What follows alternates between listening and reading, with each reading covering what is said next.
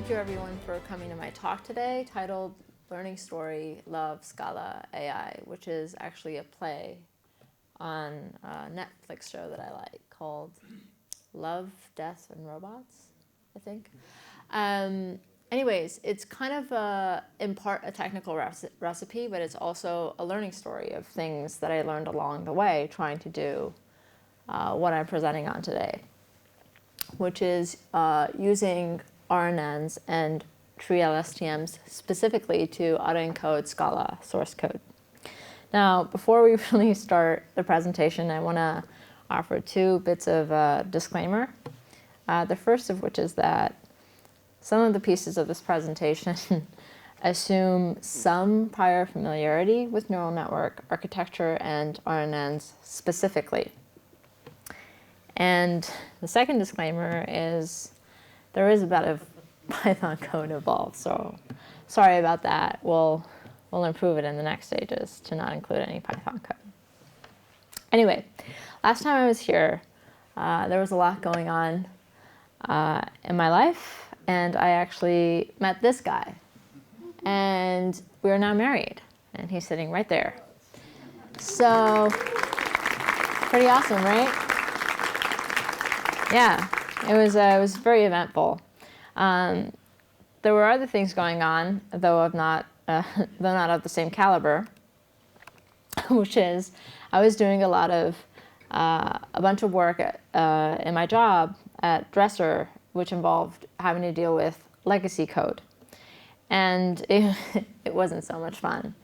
And I'm sure some of you have experienced dealing with legacy code in the past, and it involves a lot of boilerplate. And what I realized is that writing boilerplate actually hurts a lot more than just looking at it or having to review it.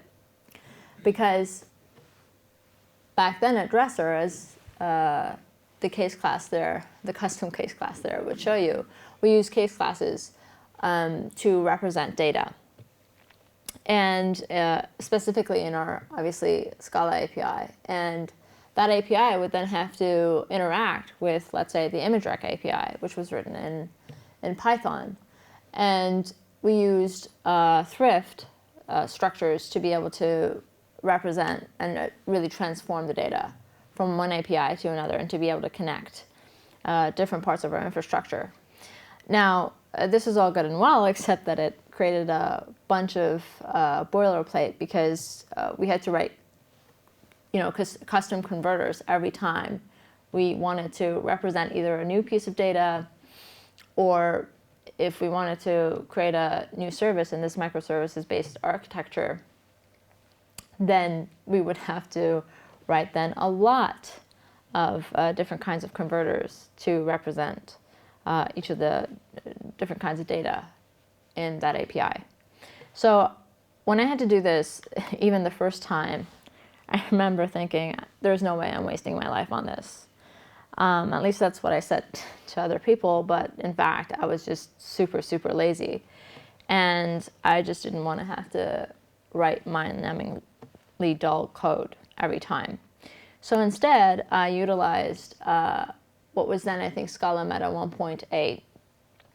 So a lot of white box macros, static annotations, and a semantic database to really, in 150 lines of code, reduce thousands of lines of boilerplate, and to ensure that I, at least, would not have to write a bit of conversion code again.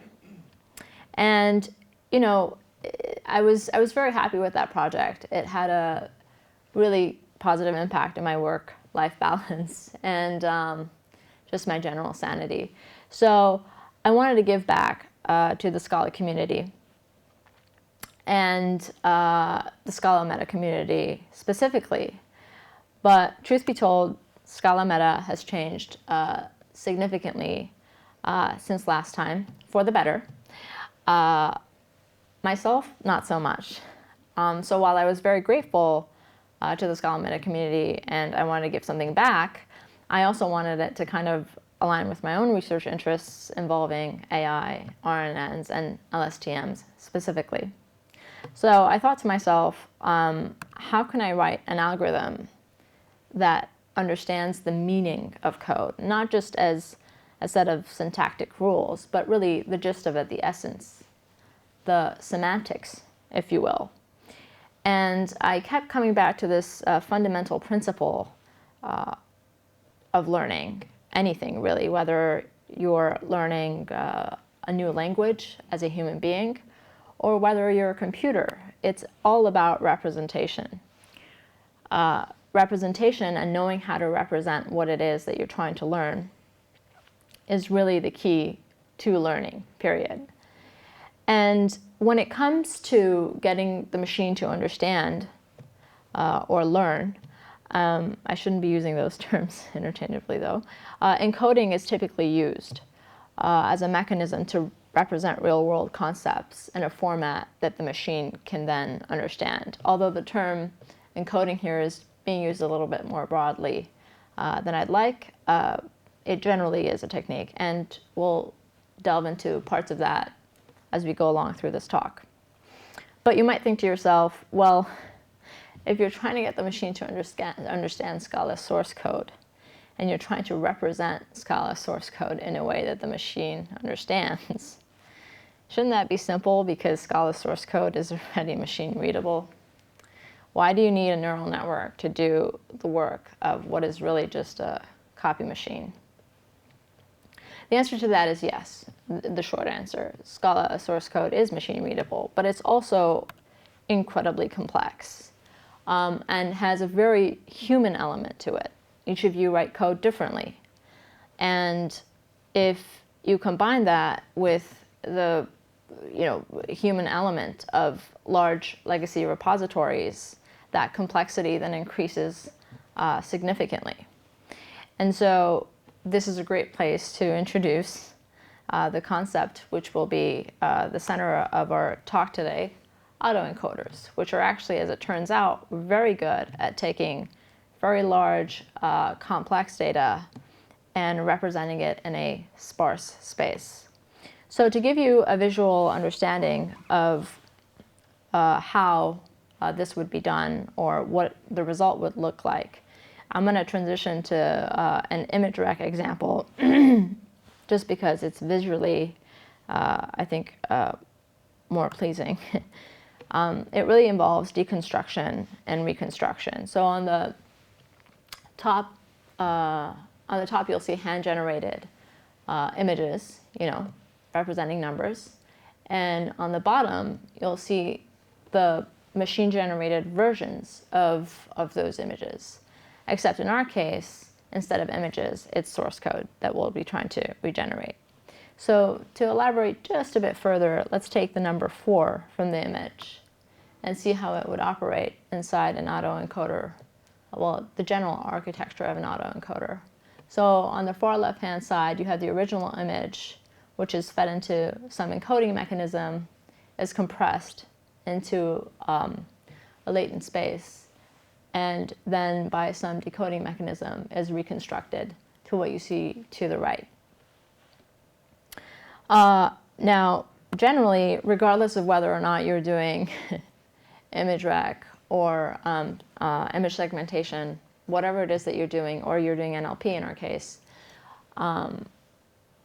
this is the general, very, very general overview of what an autoencoder's architecture would generally look like.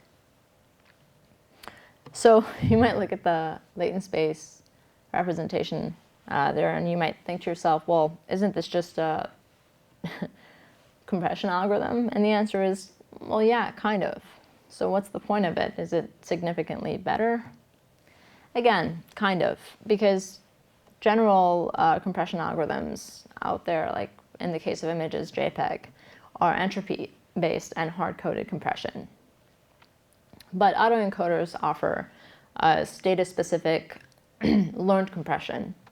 And so in that way, they're much more dynamic. But also, there are actually different kinds of autoencoders, one of which we will explore during this talk. And they do more than just compression. Specifically, we have denoising autoencoders and variational autoencoders. So denoising autoencoders, after learning from sparse representations of the input data, the machine can be presented with noisy input, and it should then know what the data should look like, and can therefore help in either, for example, clarifying or correcting code. In the case of variational autoencoders, which we will not be discussing during this talk, but are also really, really cool, the machine not only learns from sparse input, but it actually should be able to generate new models, whether it be through text or code, or even images as well.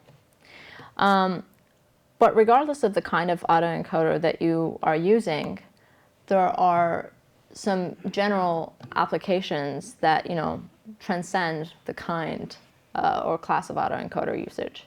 You can use it to create AI-powered semantic analysis of code. Right now, from what I've seen, at least on the open source market, most things are rule-based. You can also use it to standardize the style of your code in an organization. That's a bit dictatorial, wouldn't recommend it. But you theoretically could do that. You could use it to mock up code, generate some code based on some idea that you have in English, theoretically. And but regardless of these things, it will, in all cases, it should at least contribute to some improved human understanding of code, especially in legacy code bases. So, at the essence of all this, the bottom line is that fundamentally you're able to, as a result of through autoencoders, able to compare things that were previously thought to be not very comparable, like apples and oranges. And in the end, they're just fruit. And in the end, all Scala code is just another bit of source code. So you should be able to compare two things, two bits of source code, regardless of how different they may seem. So great. That's what we're going to be kind of working on today. But where do we start as far as the application of all of this is concerned? As with all learning endeavors, especially when it comes to machines, you always start by looking at the data and trying to understand the data that you're using, the data that you're trying to learn from, etc. So the question we ask ourselves is, what are some of the characteristics of the data that we're trying to learn from? And the first thing that you'll notice undoubtedly about code, any bit of code that you'll look at in Scala, is that it has some kind of structure to it, right? And there are bag-of-words models which can handle structured data, but they assume that the pieces of code are actually independent of order, which I think we can all agree they are not.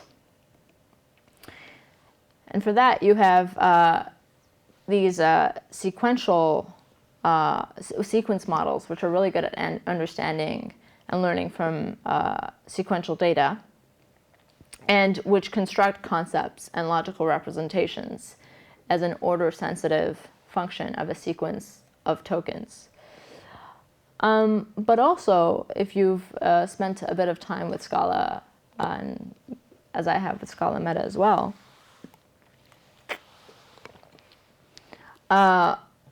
you'll notice that there's also a hierarchical component to code. And for that, we have tree-structured models, which compose each logical expression from its constituent subcomponents according to a given syntactic structure.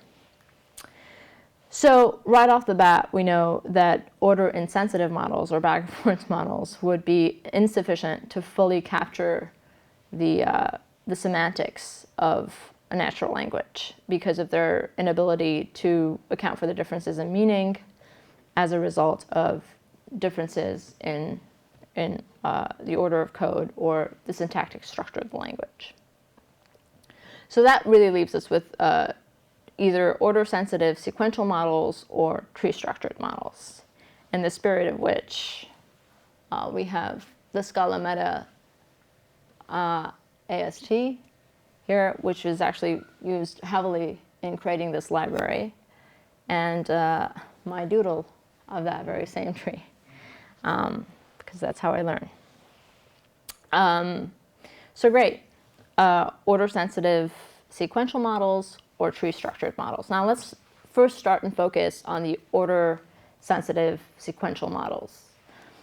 For that, we have RNNs, which have been proven to be really great with sequential data, especially over time.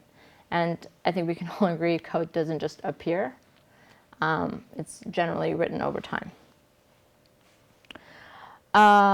So great. Let's start with kind of like the base, the vanilla version of these RNNs. So they've been proven to be good at modeling over data over time, and because they consider current input and previous input, and they also have internal memory. Now, one thing I'd like to note is that here, the parameter matrix W is n by 2n, and it varies between layers, but it is shared through time. For the purposes of this presentation, I'm omitting the bias vectors, for brevity. And then the inputs from the layer below in depth and before in time are transformed and interact through additive interaction before being squashed by the hyperbolic tangent. Unfortunately, however, as a result of backpropagation dynamics in vanilla RNNs, we run into a bit of a problem because they cause the gradient vector to either grow or decay exponentially over long sequences. And these two problems are referred to as the exploding gradients problem and the vanishing gradients problem separately. And they both make it difficult for the RNN model to learn long distance correlations in sequence.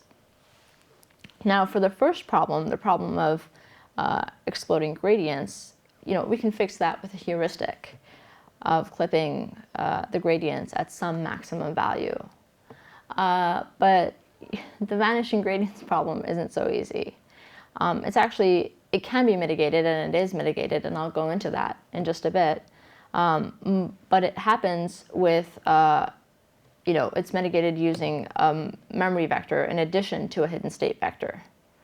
And the memory cell is then able to preserve state over long periods of time. Oh no, it's appearing in reverse. This is not very good. This is what happens when you are up till 2 a.m. trying to present for the next day. In any case, let me see that there is no math in that. Okay, right, the math looks fine. That's good. So for that, we have LSTMs, right, the vanishing gradients problem. And here, what we're looking at is just a single unit of an LSTM, or long short-term memory, which is a variant of RNNs that we'll be using. The unit is defined at each time step t to be a collection of vectors in Rd, where d is actually the memory dimension. And these vectors are the input gate, the forget gate, the output gate, and the memory cell and the hidden state. Now, the activation of the first three vectors, I, F, and O, the input gate, forget gate, and output gate, is possible via the sigmoid function, which actually keeps their values between 0 and 1. It also keeps the model differentiable, which is nice. And these gates, I, O, F, and O, control whether each memory cell at each time step is, whether it's updated, reset to 0, or whether its local hidden state is revealed. Now, the vector u that you see at the bottom is in Rd as well, and it ranges between -1 and 1, and is used to additively modify the memory contents. Now, this additive interaction is actually a critical feature of the LSTM's design, because during backpropagation, a sum operation simply distributes gradients. And this allows the gradients on the memory cell C to flow backwards through time uninterrupted for long periods of time, or at the very least until the flow is disrupted with the basically the multiplying interaction of an active forget gate. So this in many ways actually helps with the vanishing gradient problem. But also, as you can see, is the case here in LSTM, there's a direct connection between the cell's previous state and its current state. So the gradients can more easily backpropagate through cells without vanishing, because only the forget and input gates directly interact with the cell state. Long-term dependencies can more easily persist through many unrollings. And I'd actually encourage you to look at the cell state in another way as well, over there. The cell state at time t can actually be thought of as an encoded representation of the time series by time t. The fact that it takes the previous outputs as an input means that each time step input is used to continuously update the internal representation of the time series. So really by the end, the output is the encoded representation of the entire time series. But this really well captures the sequential component of our data, of our source code. But we also said that there is a hierarchical component. And for that, we introduce yet another variation, right?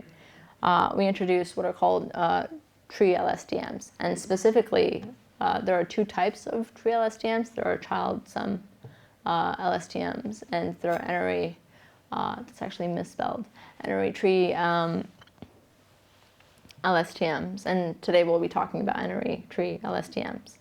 In any case, the difference between the standard LSTM unit that we just discussed in the previous slide and tree LSTM units is that gating vectors and memory cell updates are actually dependent on the states of possibly many child units, which is really cool because, like, for any bit of code that you have, you'll have a bunch of dependent nodes down the tree.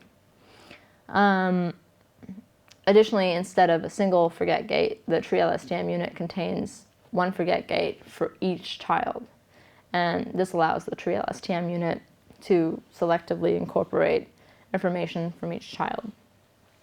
To give you kind of a visual demonstration of how a chain-structured LSTM, the traditional LSTM network, works in relation to tree-structured LSTM network with arbitrary branching factor n, I have this. So here we see that the chain-structured LSTM composes its hidden state from the input of the current time step and the hidden state of the LSTM unit in the previous time step.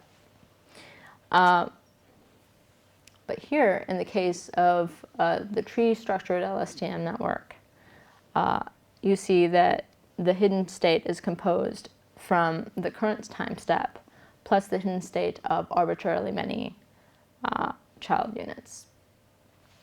And this actually, if you compare this to the tree that we saw, the Scala Meta AST, has that same tree structure, which is why it served as inspiration for this talk. And we thought it would be a viable solution. So great, we've already decided that tree LSTMs are the way to go. We're sold on it. How do we actually get started and start implementing it? Again, as with any learning endeavor, you start with data, and more specifically with the input data. How do we get it? How do we prepare it? And how do we finally get it into PyTorch, whose symbol you'll see on the far right-hand side, which will actually create the tree LSTM for us. So we start with Scala, with a bit of Scala source code, and this can be any code base, Finagle, Finatra, Scala fix, whatever it is that you want to use, and you then transform that source code into a Scala AST, which is then encoded into an n-ary tree and then fed into PyTorch. I'm going to walk you through a very simple example right now after I drink some water.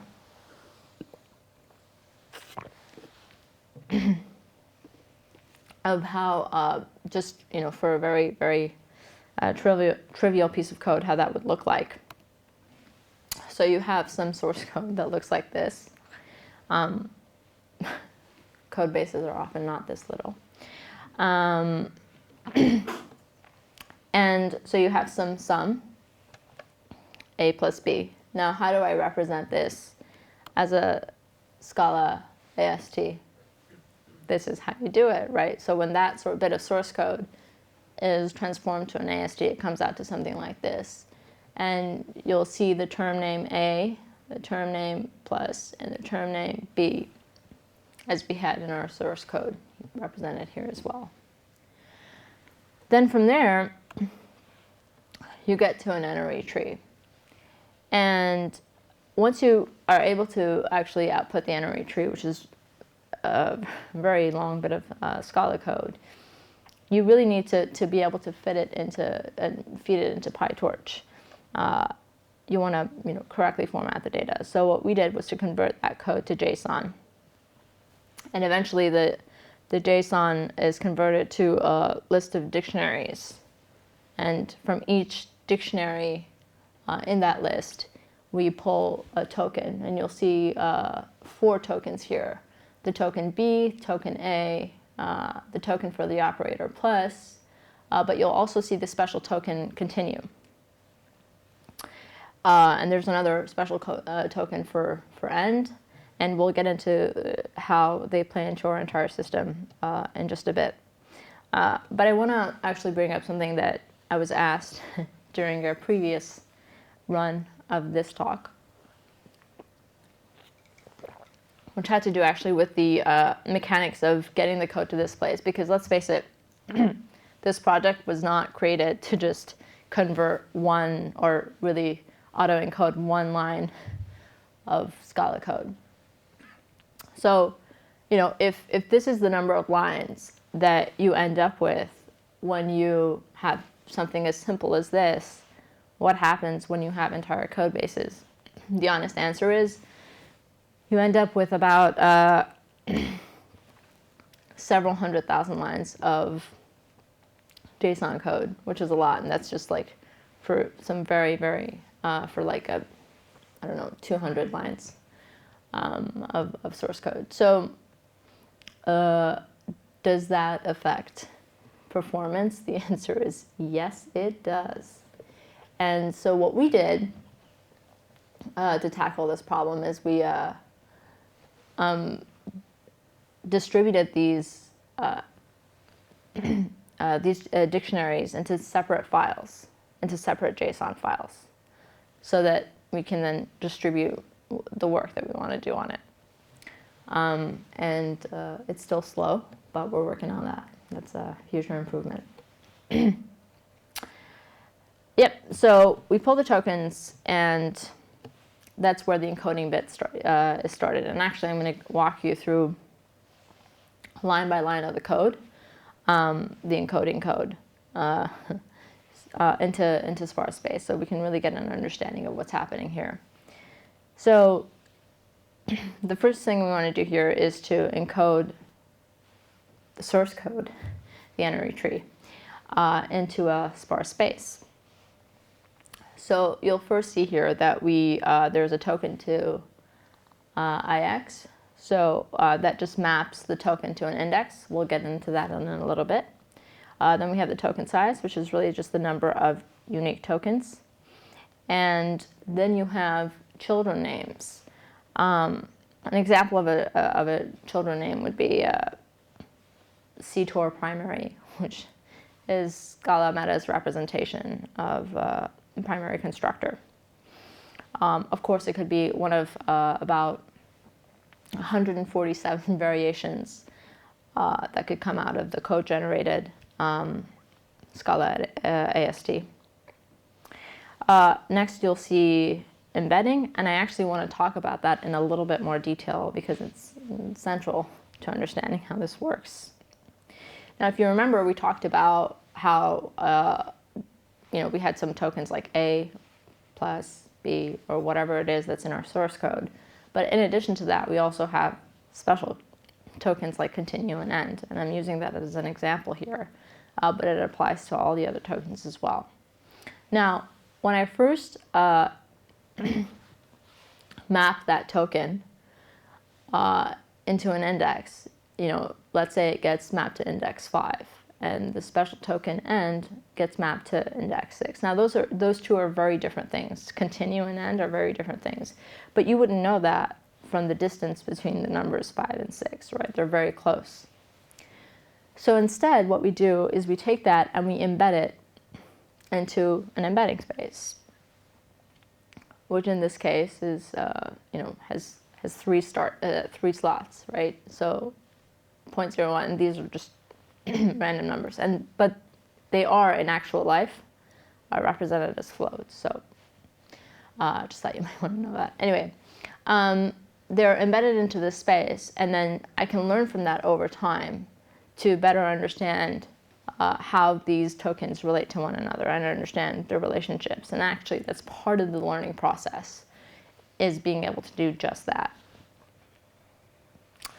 And really, that's all there is to it. Like, the fundamental parts of this talk are actually about the overwhelming complexity of transforming the data and preparing it so that it's good enough for ingestion.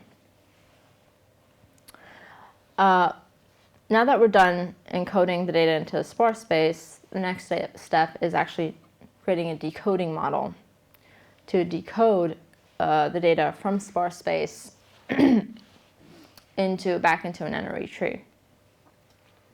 Here we reuse embedding size, token size, and memory size again in each branching factor for decoding our sparse representation back to source code. I will draw your attention to the fact that in the decoding phase, we actually use a linear transformation of the LSTM. And this is because when we're in sparse space, the structure of the data is no longer tree-like, so we don't really need it to use a tree LSTM. Pardon me. So to recap on this process, to show you what's on the top left-hand side is the human-generated source code. Obviously, it doesn't look just like that. And on the bottom, you'll have some machine-generated source code, which would hopefully be similar enough. And going from left to right, for the encoding bit, we start with an entry representation of an AST. We then feed it bottom up into a tree LSTM, passing the state and memory up the tree until we have a single vector. And then this is used in a regular LSTM to regenerate the tree from top down. Each of the end children has their own LSTM, and the end result is an n-ary tree. Now, for training, we then compare the input and output entries to generate a similarity score. And the score is then fed through backpropagation into the whole encoding and decoding network in one operation. And yeah, that was just a recap so you guys can keep track of what's going on. Great. All good things must come to an end. And with that, we have the output. Now, I do want to issue a disclaimer that maybe I should have presented at the beginning, which is that, you'll see our output is actually pretty good. Our error is relatively low, and we're generally happy with it, but that's because this is a test case example, right?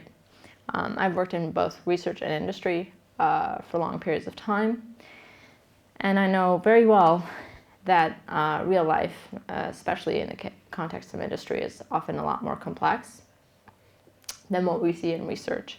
So the results, as good as they may seem, I would take with a grain of salt. So our error was actually relatively low. But like I said, this is like literally just the very beginning, and we have a lot of future work to really put this error and put these models and this idea fundamentally to the test. We intend to train the model on many more code bases, large code bases, to use the model in industry and actually really be able to see some real value metrics from that and real value insights.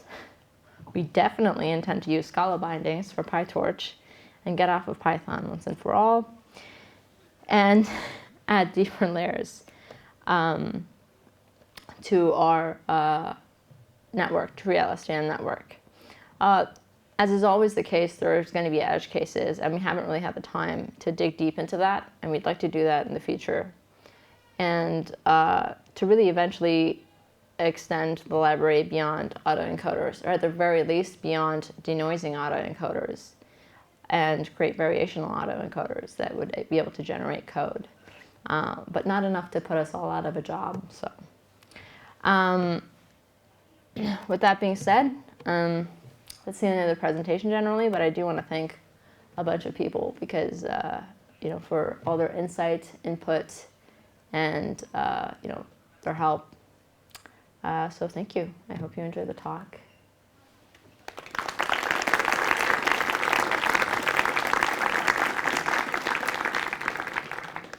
I'll be taking a couple of questions.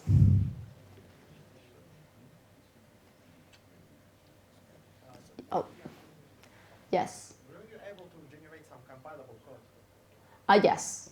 We were able to generate some compilable code. Actually, we know that because we did compile it. Although, you know what I should have done? I should have copy pasted that into the presentation in hindsight. I will do that in the future. That would have looked probably a lot cooler. Anyone else? What does it mean, the error number that you showed? In this case? Yeah, no, in this case, so we're using cross entropy to calculate the error. And it's the result of the softmax function. So lower is better. In this case, it's low.